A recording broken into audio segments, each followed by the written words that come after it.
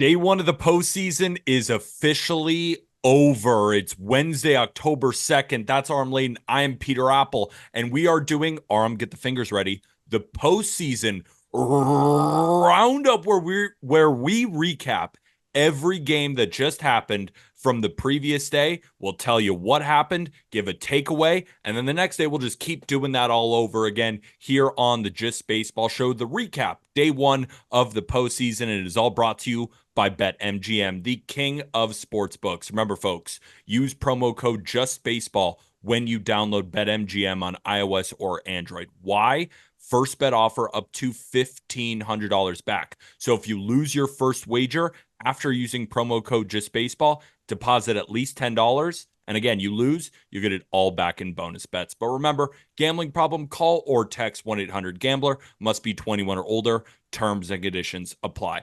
Aram, I wanted to start the podcast off with a little bit of energy because we know once we get into October, you and I, Jack and I, you and Jack, we're recording in the wee hours of the night. So if we Yeah, say anything off, if we make a bad take, give us a that second. that's We're that's the only recording. reason why. Yeah, Yeah, it has nothing to do with anything else. We've never done that before. It's only when we record after 11 o'clock. I agree. We have an incredible track record of never getting anything wrong unless it's near midnight. And then, Yeah, we get off the rails.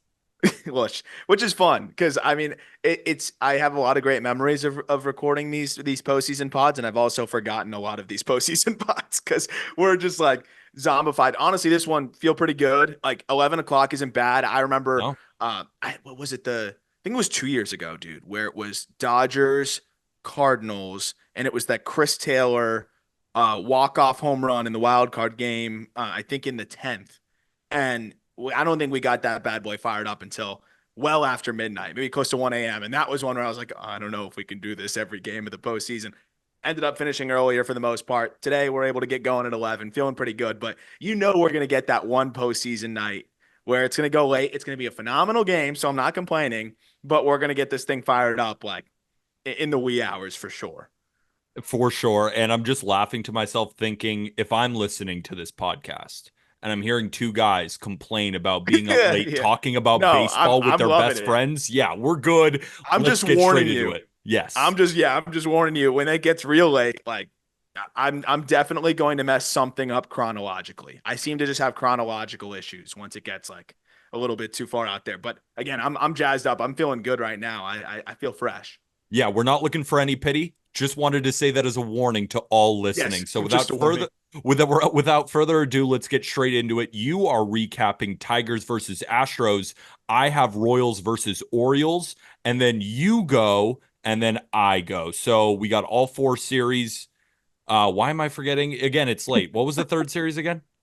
The third one. So I mean, I got Tigers, Astros, and Mets versus Brewers. Perfect. Yes. So go ahead with Tigers Astros.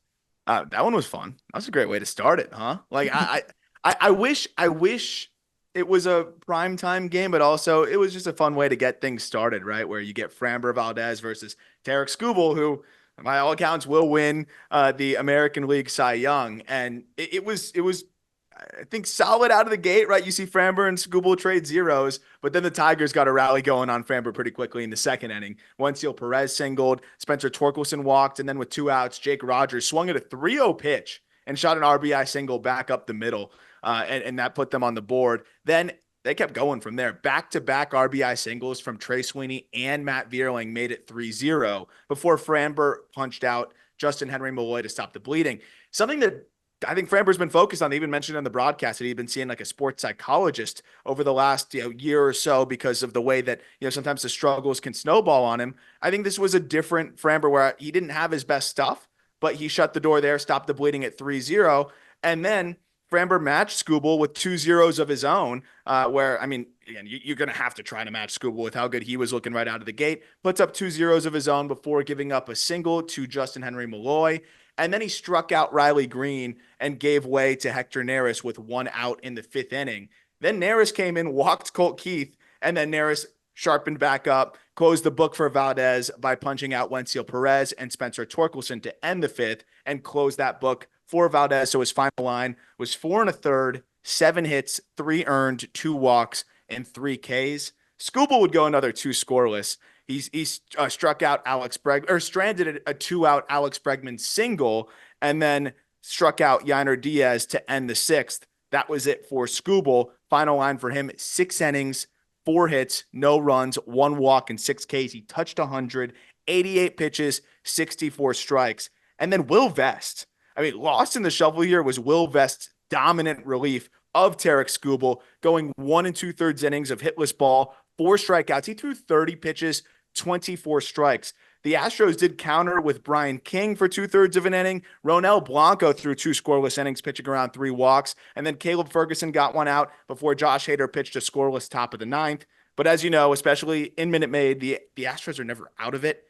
And they made it interesting in that bottom of the ninth. They got their last chance in that bottom of the ninth against Justin Foley, who's pitched in high leverage plenty for the Tigers. And Foley gets the heart of the order, which is obviously what the Astros want. And Yordan Alvarez leads things off with a double. Couldn't really run, so it was kind of this like power walk to second base, but he's in there to hit, and that's exactly what he did.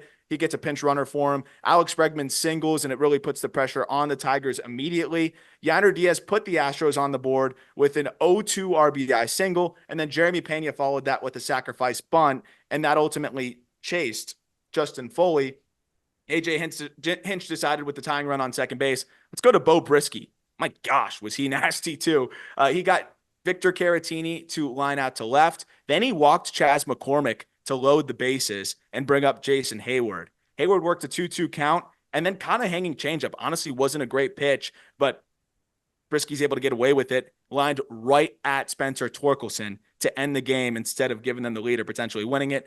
1-0 Tigers in the series now. It was a suspenseful end, and we've got a bullpen game tomorrow for the Tigers. Tyler Holton's going to open that thing up, and Hunter Brown on the other side for the Astros, which I think for the Tigers, you might prefer that instead of Kikuchi, because now you're going to be able to have Kerry Carpenter in that lineup, and maybe some of your other lefties, Colt Keith, can be in that lineup. So interesting counter there, but obviously a very exciting 1-0 victory for the Tigers, who all of us on this show counted out in that wild card series. Win the first game, the pendulum definitely swings into your favor.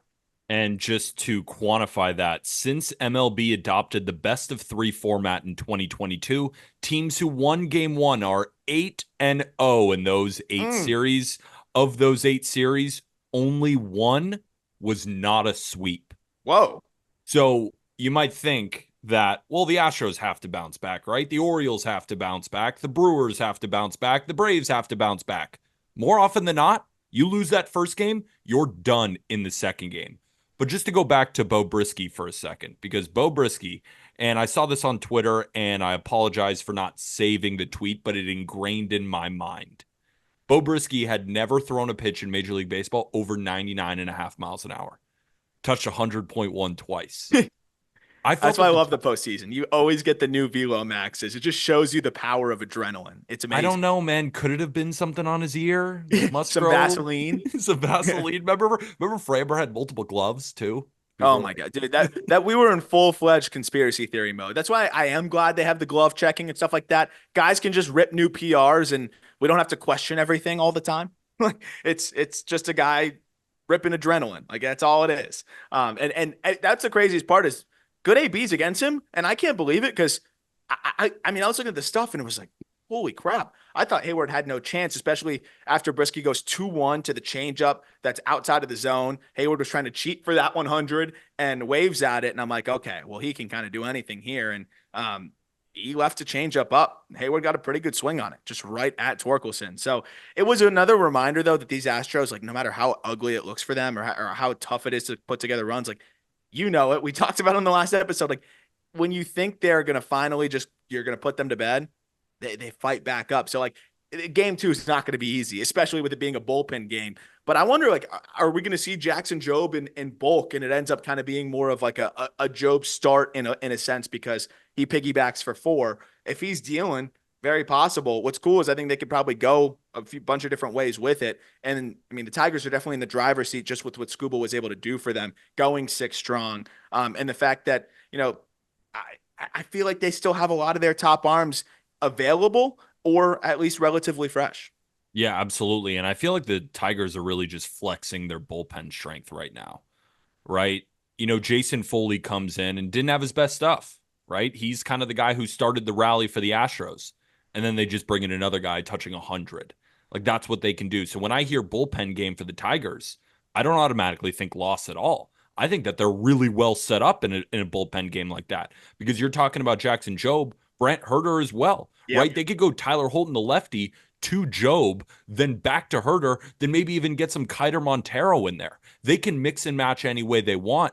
And that's exactly what AJ Hinch, the manager of the Tigers, said they were going to do. How did he talk about his pitching? Tarek Skubal game one, then pitching chaos. It's Yeah. probably my favorite quote so far of the postseason. And that's exactly what he's going to get. And I am not giving anything to the Astros right now because we can just kind of imagine them bouncing back because they're the Astros. And past history would tell us that the Astros are never dead until they are officially dead. But at the same time, when you have all of these Tigers' arms going in and out, like how good Jobe is, we've seen how good Herter is, and we know that the rest of the arms are elite.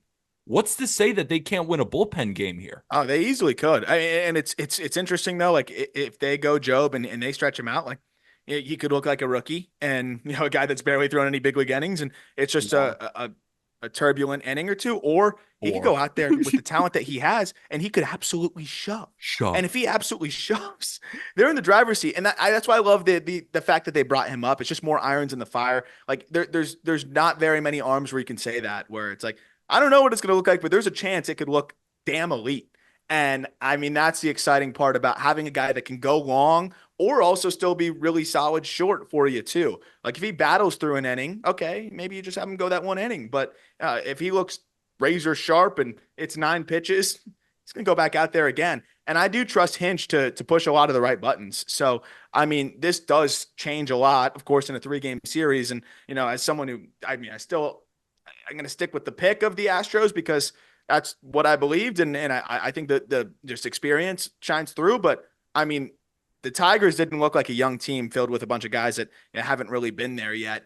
And they didn't seem very impacted by a Minute Maid at all. And I'm sure, having Hinch as your manager will help with that. And the fact that like they're not vilified at all. There was another thing that the broadcast talked about. Like there were no boos in the introductions. There wasn't really fans aren't really like pissed. They cheered for Hinch, which they should. I thought that was awesome. But like the Astros fans are probably overlooking a little bit. I don't think that they were having that like desperation rooting in there, and now they will. So it's going to be fun. I think Minute Maid's going to be even louder next ball game, and I think it's going to be a fun challenge because I think there's a lot more respect now for this Tigers team. Not saying they didn't have it before, but I mean now it's eye opening. Like they're not afraid of you. This wasn't even their best lineup, right? They did that with Kerry Carpenter on the bench. Now Yep. they're going to have him in the lineup next ball game, and that's been one of their best hitters, one of the better hitters in baseball when he's healthy. Like this is a good spot if you're the Tigers, and I'm really pumped to see how Hinch manages this advantage that he now has. Because the Tigers, there was a part of me that kind of wanted to back up, of course, with Skubal, but I was looking at the numbers and they haven't hit a lefty all season long. So I'm thinking to myself, all right, this is going to be a classic Framber masterclass. And I said classic, and then I caught myself, and I even looked up how he's been Yeah. doing. And I Not as said, good as well, you he's had think. I some. had the same thing where I'm like, I remembered it better than the numbers show. And here are the numbers. So in his last 4 playoff starts, now this is his fourth most recent, so I'm going down the line. 4 1/3, 7 hits, 5 earned. Next start, 2 2/3, 7 hits, 4 earned. It's all in the playoffs. 5 innings, 5 hits, 3 earned. And then today, we're recording Tuesday, October. It's late, October 1st. It's Tuesday, October 1st. 4 1/3, 7 hits, 3 earned today. Yeah. That's not as good as I thought. I knew that there'd been some blips, especially in the last year, maybe even if it could spill over to the last two. But I didn't think the cumulative numbers would be what they are. It No. was kind of interesting to check back at that. And he wasn't bad. I mean, he gave them a shot. And I think again, this is a guy that I think in the past maybe it snowballs a little bit more. He still pitched into the fifth and got one out there and got the lefty that they kept him in there from. They could have chased him after Justin Henry Malloy singled instead. They let him go get the lefty. He got the lefty, and then they lifted him. And I mean, I thought it was better from that perspective. But I mean, you're getting the ball game one. You're Framber Valdez. You've been an animal for years now, and had the tough stretch, but that really took a step back to where he was this year. And you got to match Scooble, and he just didn't. I know it's hard; it's a tall task to match the Cy Young winner, but I mean, at the end of the day, like you got to score more than one run to win a ball game. So most of the time, and you got to give the Tigers staff the credit there and what they were able to do. And I mean, Will Vest, I think, was a big part of just keeping that momentum and Oh just yeah. kind of keeping their foot on the necks of this ball club where like you could start to try to get up and have a little bit of life there, knowing that hey, we chase Scooble at least technically, or he's done. We've got a shot here, but when you get a bullpen arm coming in, he's just as nasty and is dominating you the same way over an inning and 2/3. It's really hard to get that momentum and feel like you got a shot here to get up and punch back. I'm convinced, man. Astros, get off my back. You're not going to traumatize me anymore. Tigers win game 2. Because Okay. I keep thinking about it too. The trends back up the Tigers. And we're talking about the fact that they couldn't hit a lefty. They did. And then now they get a right-handed pitcher, and Hunter Brown has been phenomenal. But so was Framber Valdez up until that point. You get Kerry Carpenter back in the lineup. You get Colt Keith back into the lineup. You get Parker Meadows against a righty. You get Riley Green against a righty. Yep. This lineup gets a lot better. They've been hitting righties fine this year. It's been the lefties they have a problem. And then they do that against Framber in Minute Maid. And I know that he's had some postseason troubles lately. But the reason you and I think that Framber still has good stats in the playoffs is because it is Framber Valdez in the playoffs in Minute Maid. Like that sentence has dominated most fans' thinking for a very long time. The Astros have been to the playoffs 8 straight years. They've been to 4 World Series. 2 of them they won. And their one defect, I tweeted this out, the gritty ticks. All right, let's get to game number 1, Royals Orioles. Kind of a banger, sort of Yeah, not. barn burner. Yeah, not a lot of runs here. Bobby Wood Jr. supplied the only run in the game on a 2-out RBI single to left field, and the Royals win 1-0. Aram, what's your takeaway? No, just kidding. Let's talk about Cole Reagans.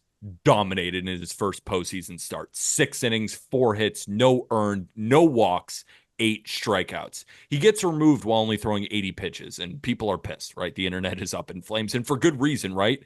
It almost felt like a Blake Snell, Kevin Cash type situation where how could you pull him in that situation with that such a close game with how well he was pitching?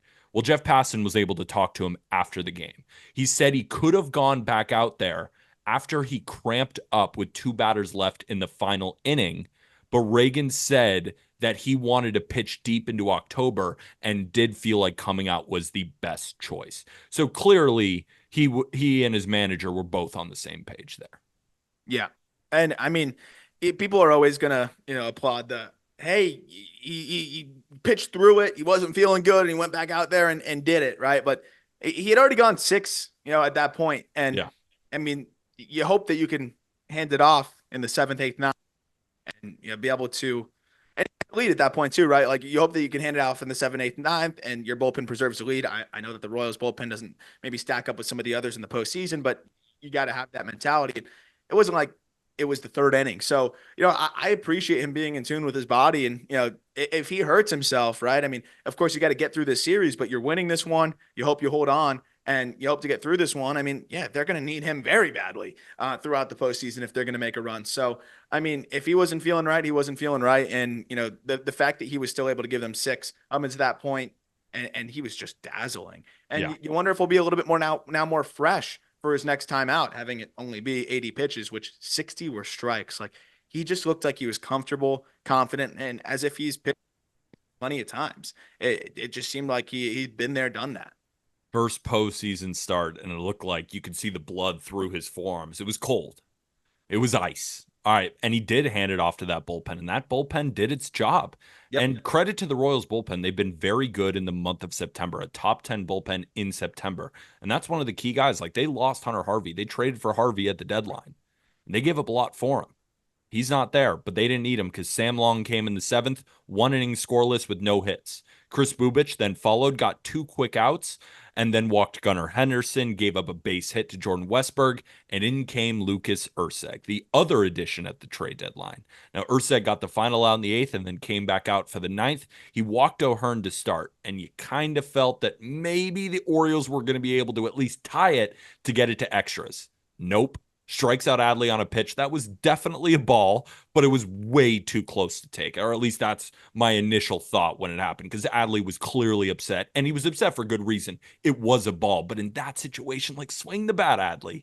Then he gets Kowser to fly out and then strikes out Heston Kjerstad to end the game. Tough spot to put Heston Kjerstad in. Hey, But get in there, rookie. yeah, get in Save there, us. rookie. Go hit Lucas Erceg with 2 outs in the Who bottom looked of the ninth. The gross. playoff Urseg game. looked gross. Very underrated addition to that bullpen. Cool story in Urseg is a converted hitter in the minor leagues. And I mean, he's really turned into a pretty when he's on really nasty high leverage arms. So he stepped up, especially with, Harvey not being there and not being available, like you mentioned. I mean, that was a big 5 outs for him to get.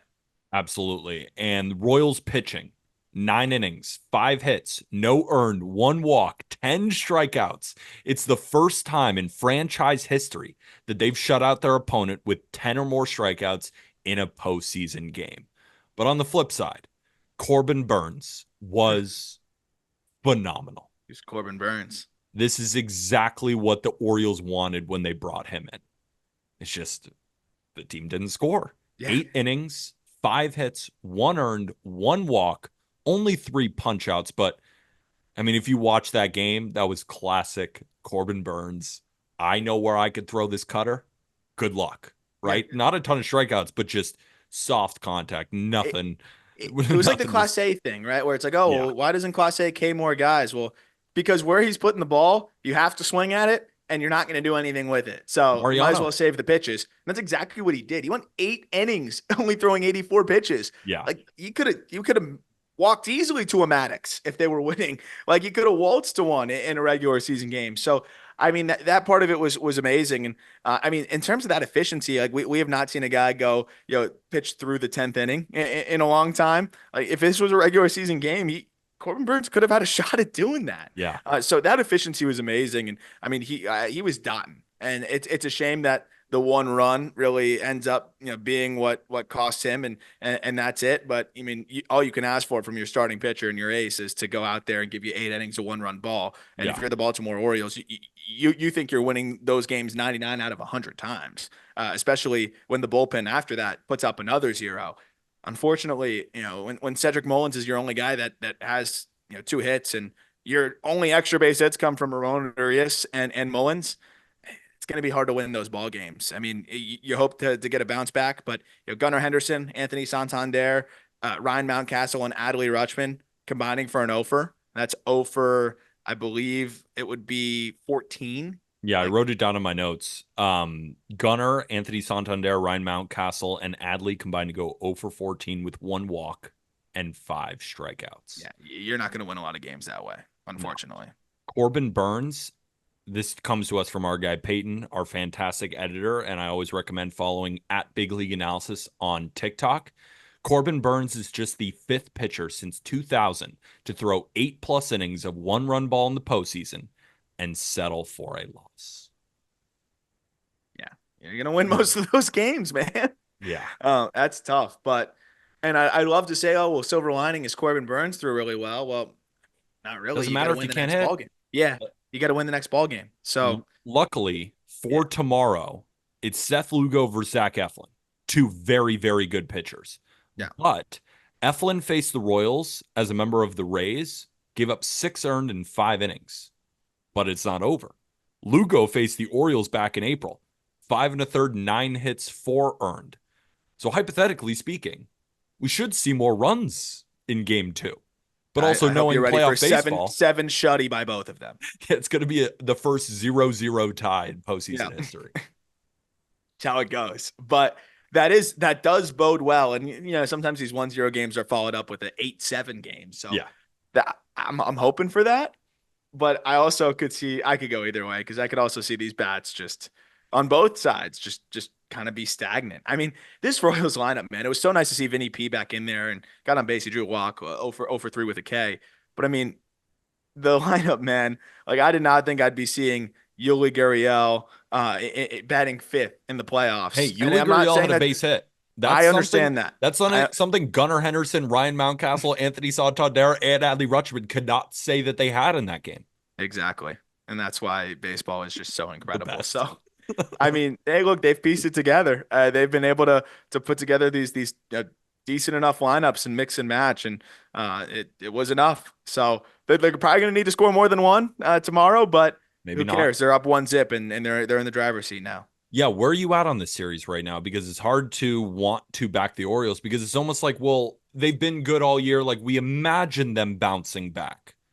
The only reason I can say I think they have a better shot of winning game 2 is because it's not like the Royals bats took control in any way, right? It was a Bobby Witt Jr. RBI single. That's it. Yeah, So yeah, and I do feel like Eflin with the lineup looking the way that it can look, and like you said, it's not like that they were lighting it up either.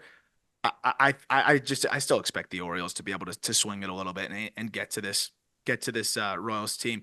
What's interesting too, I meant to say 4-out save instead of 5-out.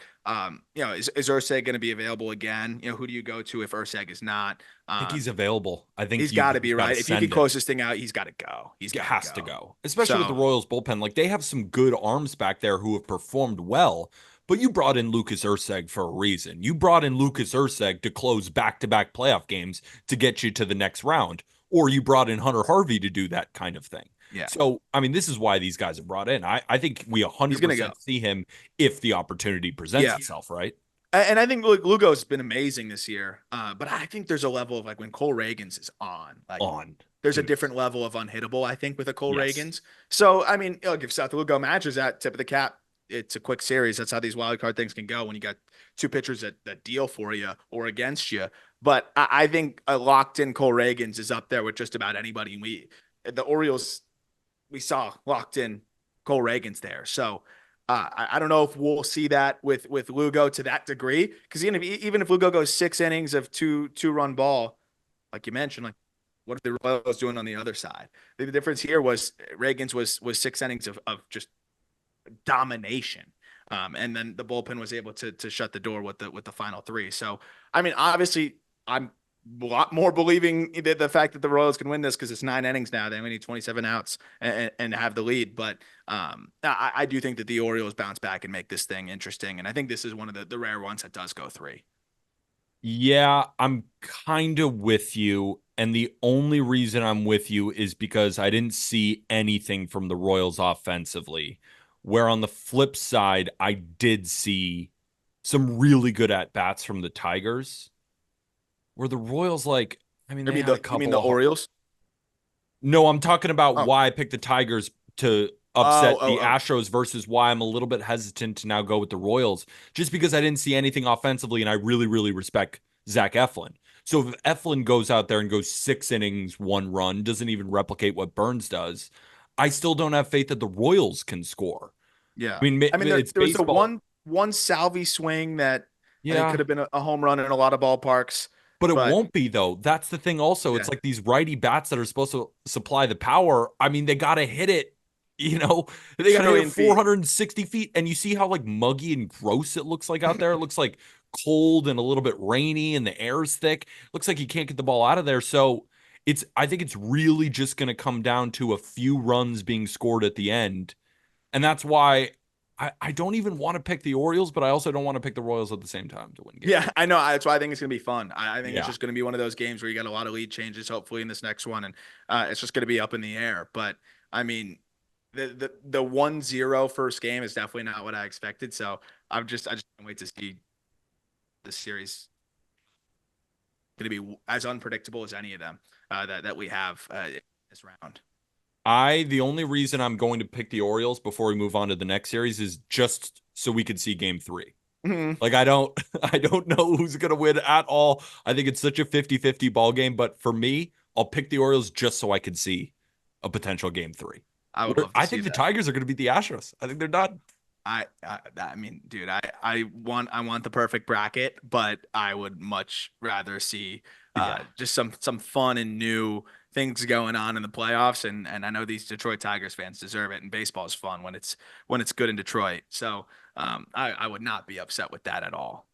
I'm holding a 1 unit to win 8.5 units on the Astros to win the World Series. It is the first bet where I'm so willing to just throw that in the paper Oh my shredder to gosh, see if the Job Tigers. if Oh Job's yeah. going 5 shutty I don't give a piggyback. shit. I'll Um, donate that to charity. Like yeah, whatever. Like yeah, I want to see that. This is so exciting. It completely flipped the page for me. Tigers fans. Man, this is awesome. All right, Brewers Mets. This was a little bit different. We had a little bit more offense on this side of things. And I mean, we really didn't see the Brewers waste much time at all. It was a Freddie Peralta versus Luis Severino matchup, which is two great arms, but kind of felt like this was going to be offensive driven with the way, especially the Mets have been swinging it, but also just two arms that, I don't know, I just didn't fully feel like they both were going to deal in this one, but they survived. Top of the first, you saw a good Freddie Peralta. It goes 1-2-3, gets Lindor, Iglesias, and Nimmo in order. But the Brewers were ready to go right away. Bryce Terang leads things off with a double, and then you get Jackson Chourio following that up with a single of his own to make it second and third, and then another base hit right there by William Contreras to put the Brewers on the board and score Bryce Terang. It was 1-zip. A little bit of a bounce back where you get Garrett Mitchell to punch out there, but then Willy Adames walks to load the bases up. Jake Bauers pops up, so you get bases loaded, 2 outs. Here comes Rhys Hoskins, and I can't lie, I was feeling okay. Here there might be a grand slam. Hoskins doesn't get the chance. He's hit by a pitch, and that's how the second run comes in, and that makes it 2-0 before Sal Frelick grounds out to Jose Iglesias, and that ends it. But a quick 2-0 lead didn't last very long as the Mets answered right back in the top of the second. Mark Viento started off with a single. Pete Alonso walks quickly to a board, and then Jesse Winker, man, kind of terrorizing Brewers fans. Wasn't good there, and then he triples to tie the game up. And it keeps going from there. Starling Marte sacrifice fly to give the Mets the lead 3-2 before a strikeout of Tyrone Taylor and a pop-up of Francisco Alvarez stops the bleeding there. We got a couple zeros in the third, but then quickly more runs in the fourth inning where you have Sal Frelick double on a line drive, and then Joey Ortiz strikes out before Bryce Terang singled of his own. So 2 hits and 2 at-bats for Bryce Terang, and then speaking of 2 hits and 2 at-bats, Jackson Chourio, the superstar that is emerging before our eyes, RBI single. That makes it 3-3, and then an error by Tyrone Taylor. It's harder to make things a little bit more interesting as the runners could advance. William Contreras drives in a run with a ground out to make it 4-3, and that's where I'm thinking, are things going to start to get difficult for the Mets here? Like, is it going to start to slip away? No, the offense does what the offense has been doing for the entire second half. They answered with 5 in the top of the fifth, and it was a quick yank for Freddie Peralta. It was Joel Payamps to take over at the start of the fifth, and you'd think that almost made it easier on the Mets. Tyrone Taylor doubles, then you get a walk to Francisco Lindor. Jose Iglesias, RBI single. This guy's been nails all year to tie it back up. Then the Brewers go to another pitching change. Aaron Ashby, who, by the way, he's throwing fuzz again. He's up to triple digits, which is crazy from the left side. Brandon Nimmo didn't care. Left on left. Yeah. He singles. I was just about to say, Brandon Nimmo did not give a fuck. Dude, they put up such elite at-bats all game. This never say die attitude from the Mets it was firing me up the entire game. Like you were saying, oh, the Brewers are up 4-3. I never counted the Mets out for a second. I don't think you did either. I think you were just more tying everything in. But it's like the Mets are just never out of it. Ever. No, not at all. But I'm thinking, okay, well, here's the Brewers just doing their thing. Yes. I didn't think the Mets were going to answer back with 5. Yes. And Mark Vientos adds to it, singles, scores another run, and that makes it 6-4. Then you get JD Martinez blowing this thing open. And he pinch hit for Jesse Winker, which, after Winker had his at-bat, I understand, like, they wanted to go get a left-on-left situation where Ashby intentionally walks Pete Alonso to get to the lefty matchup there against Winker, and you just continue to see Mendoza push the right buttons. Goes to JD Martinez, he singles, and that makes it 8-4. And I mean, that's where it started to feel like, okay, this Mets magic is all the way back. And that's all they needed, man. Like, that was where the pitching kicked back in and did its job. Jose Budo, 2 scoreless, 2 perfect in relief, strikes out 3, and then Ryan Stanek shuts the door with 1 shutout of his own. And I mean, we were talking about it before.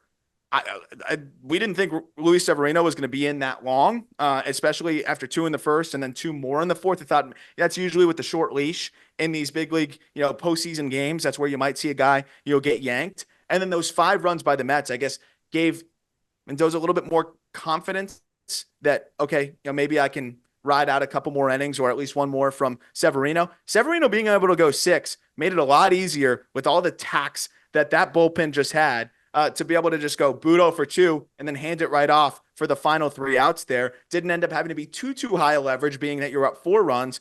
Don't have to worry about using Diaz. Not that he was going to be available anyways, but nice that you didn't even have to really go, oh, I wish we could use Diaz here. And they preserve a lot of their other arms, and they comfortably win this one after that dominant 5th.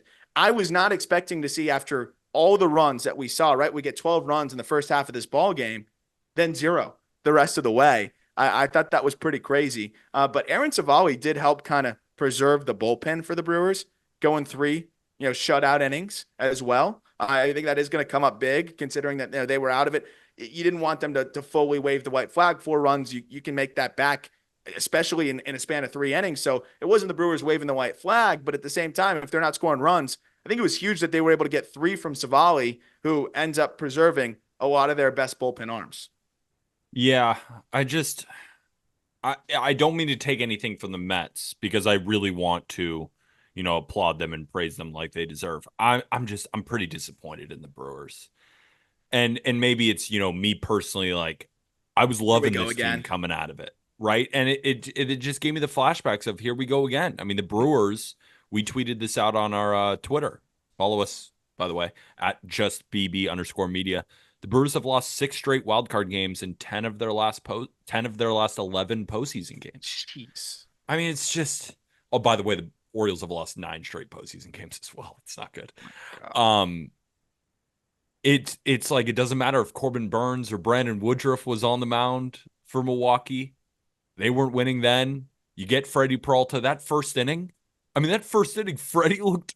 He was throwing 97. He was dotting everything. I was okay. I'm like, okay, here's the high carry fastball guy with the adrenaline. He's going to just dominate. And again, that's credit to the Mets, right? No panic, right? Freddie Peralta could have got out there, grabbed some momentum, and just shoved it down their throat. And we're talking about an easy Brewers win here. Nope. Jump on him so quickly. And another reason I'm disappointed in the Brewers, Aram, how many times have I yelled to you and Jack about the bullpen?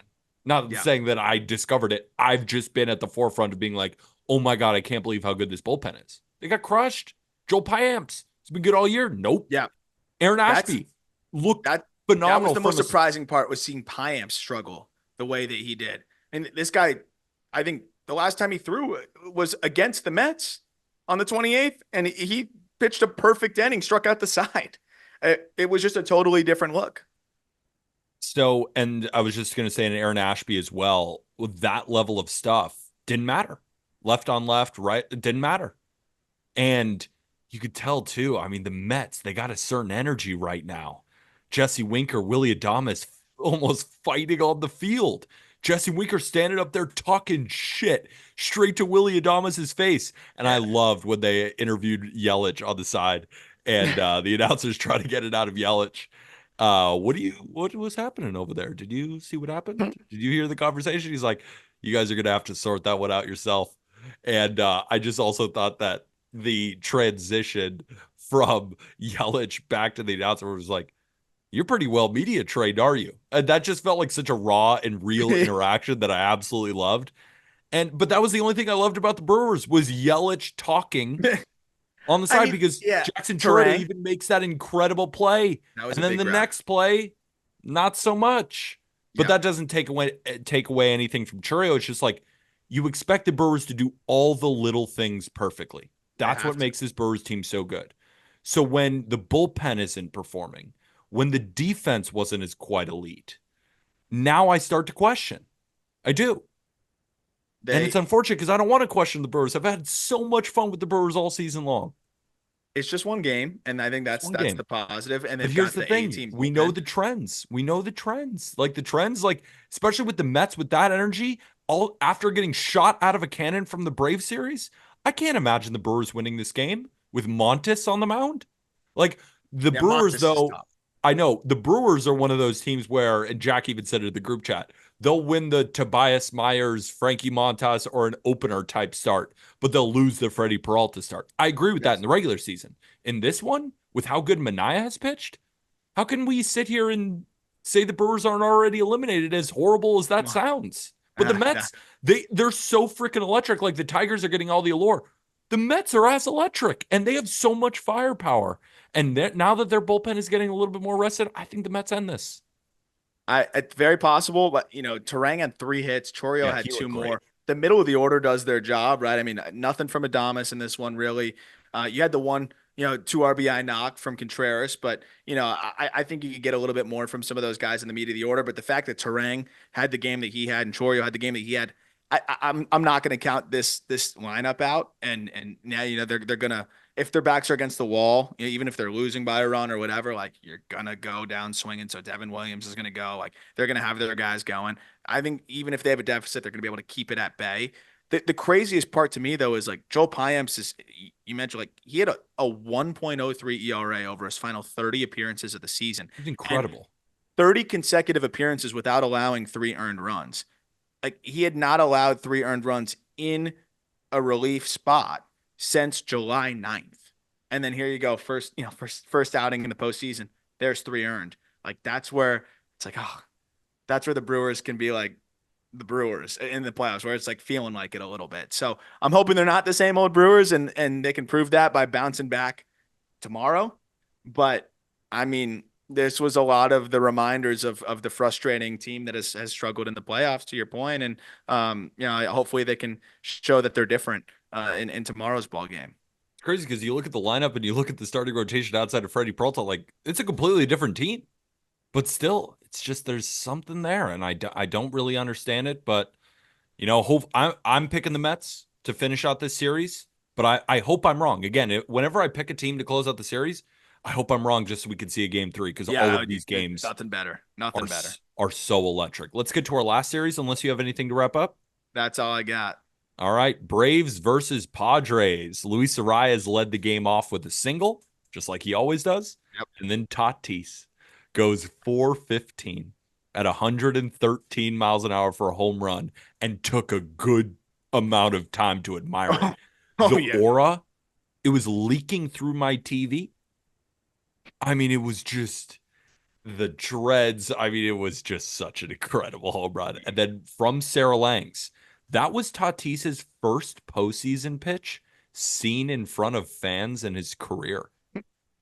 Isn't that gnarly? That's very dehumanizing to the cardboard cutouts that were all there. But that is actually some weird fever dream stuff, that it's been that long, but also like, wait, we haven't seen him in the playoffs since then. That's bizarre. And obviously the lights only make this guy better. And there's no better example than that. But that was one of my favorite pimp jobs I've seen on a home run in a little while. I mean, he's always good for him. He's always good for a real nice stare. And he's just, like you mentioned, like there's just a different level of swag that this guy brings to the table. And he set the tone. Like that really was a big tone setter, where you just felt like they were going to be in control of this game from that point forward. Quick story about the cardboard cutouts. When I was selling season tickets for the Yankees before we started just baseball, those cardboard cutouts, because a big reason why I left is it's pretty hard to sell season tickets in a pandemic.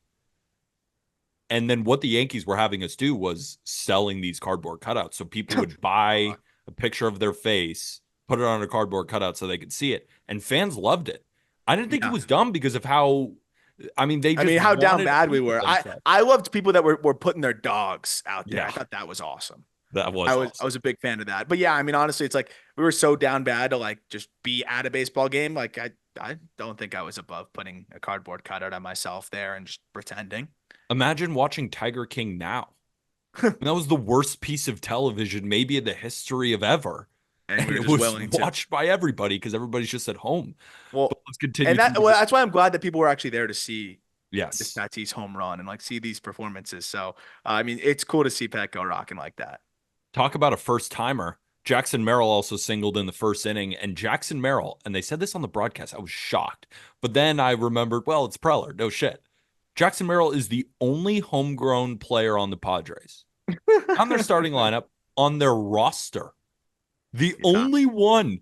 And he became the youngest Padre to ever record a hit in the postseason, We moved to the second inning. Jake Cronenworth got hit by a pitch, then a Donovan Solano single, moved him to third, and then Kyle Higashioka hit a sac fly to get him home.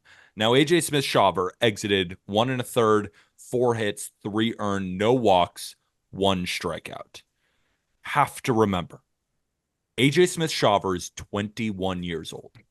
He was born in 2002. That's the year my little sister Phoebe was born. Like, that put things into perspective for me.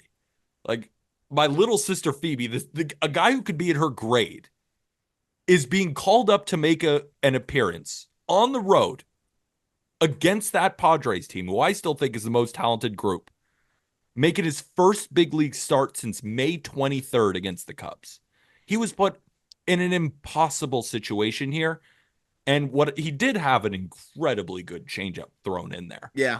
But, you got run up on by the Padres at 21 years old. Like, if I'm a Braves fan, like, I put almost zero stock into that start for him moving forward. I mean, he's 21 years old. I mean, that was a horrible spot to put him into. Especially a guy that had not thrown in the big leagues at all, aside from that one outing. And in the last outing of the minor league season for him in AAA, he gave up 4 home runs to Jacksonville. So, it's like not coming off of like his sharpest as well. And it's like, hey, come pitch in the playoffs, kid. It's a really tough spot. I know they're probably hoping he could give him a little bit more innings wise, but I mean, it just pitching against that team on the road after not throwing in the bigs since May. It's an impossible spot to be.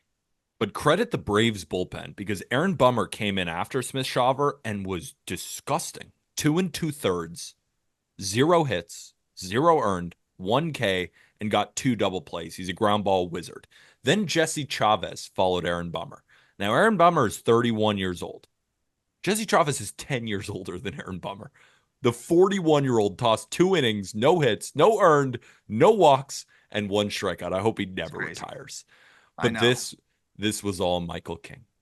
Michael King was phenomenal in his first ever postseason start. 7 innings, 5 hits, no earned, no walks, 12 strikeouts. He became the first pitcher in MLB postseason history to go 7 scoreless innings or more with 12 strikeouts while not allowing a walk or a hit by pitch. First ever postseason history, Michael King. The last 2 pitchers, and this is again from Peyton, to outdo that in their first postseason start, Jacob deGrom, remember him? 2015 NLDS against the Dodgers. 7 innings, 5 hits, no earned, 1 walk, 13 punchouts. Tim Lincecum, 2010 NLDS against the Braves. 9 innings, 2 hits, no earned, 1 walk, 14 punchouts. Again, both of them had a walk. Michael King did not. We keep moving on through the game. Kyle Higashioka homered off Luke Jackson to give them a little bit of insurance. Jason Adam came in the 8th for the Padres. And I thought Michael King, they should have given him another inning, but whatever. Jason Adam came in the 8th, struck out 3, only allowed 1 hit. Then Robert Suarez came in, 1 inning, 1 hit, and the rest zeros. No strikeouts, no walks, no runs. Braves win 4-0. Excuse me. Padres. It's late. It's late. Yeah, I know. That's why we put the disclaimer out on the top. Exactly. Padres win 4-0, and it was kind of like we all expected. Padres are going to blow them out in that spot. You get done with the doubleheader. You lose the momentum entirely by blowing game 1. Then you win game 2, and like nobody cares. Your offense wasn't even good in that game. It looks like the Mets completely gave up, because why would they care? They're going straight to the postseason. They're going to rest everybody. You travel across the country without an off day, pitching a guy who hasn't thrown since May 23rd, and he's 21 years old. You're never going to win that game. Yeah. But the thing is, what was so like disheartening about the Braves' effort, I mean, and maybe this is more Michael King, so it's not really an effort thing. They had no shot. Yeah, I mean, they had no shot. Early, they could see him a little bit. He was leaving a couple balls middle. Then he started hitting the corners, and it was over. I mean, they got guys swinging at balls that look like Javier Baez. Yeah. They could not see the ball out of his hand. And that's just credit to Michael King. And I texted this in our group chat, and I don't think you responded, so I kind of want your opinion on it. Does Michael King remind you of anybody? You know who he reminds me of? Aaron Nola, if Aaron Nola took steroids.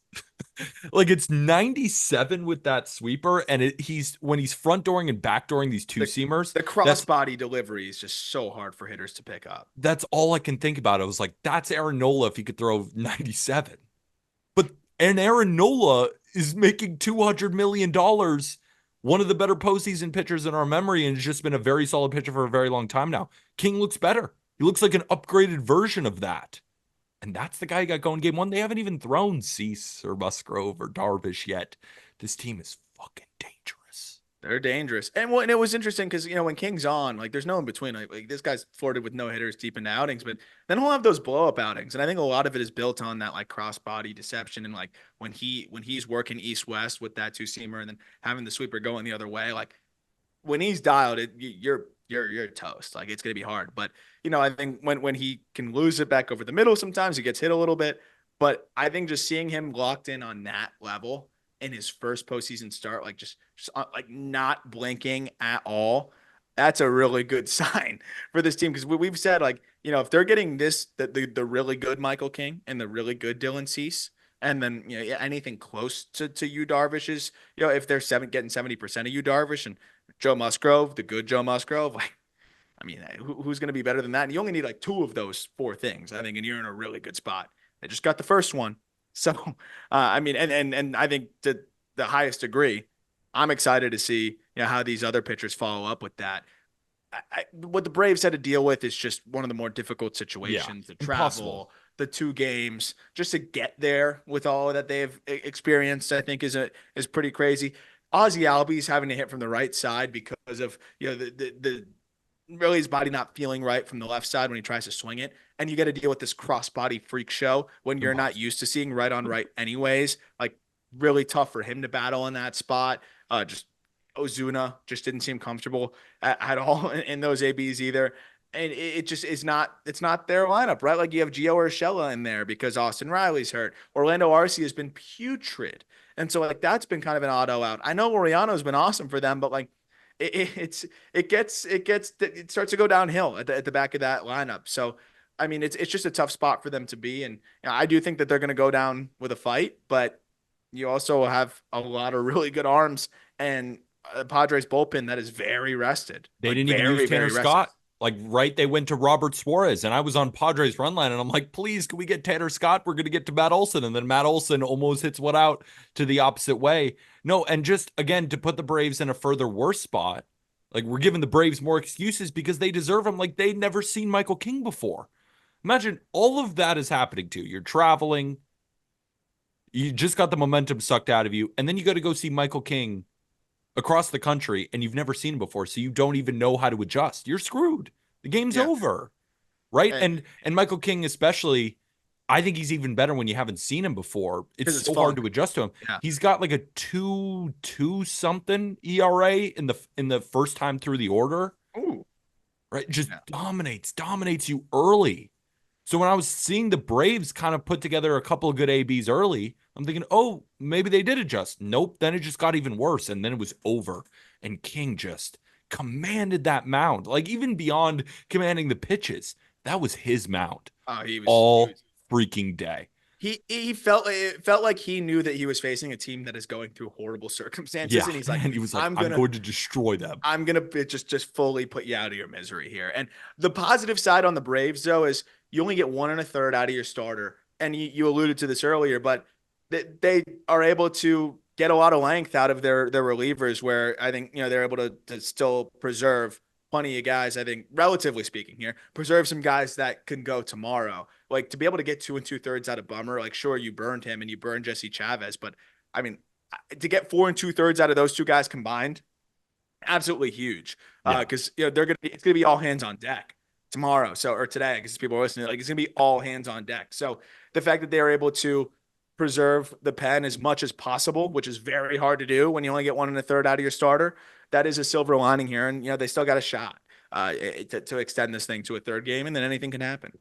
So it's Max Fried against Joe Musgrove. And Max Fried is actually he's a former Padre. May 17th, he took on the Padres, and it didn't go well. 4 1/3, 9 hits, 3 earned. And Musgrove, I'm going back on game logs.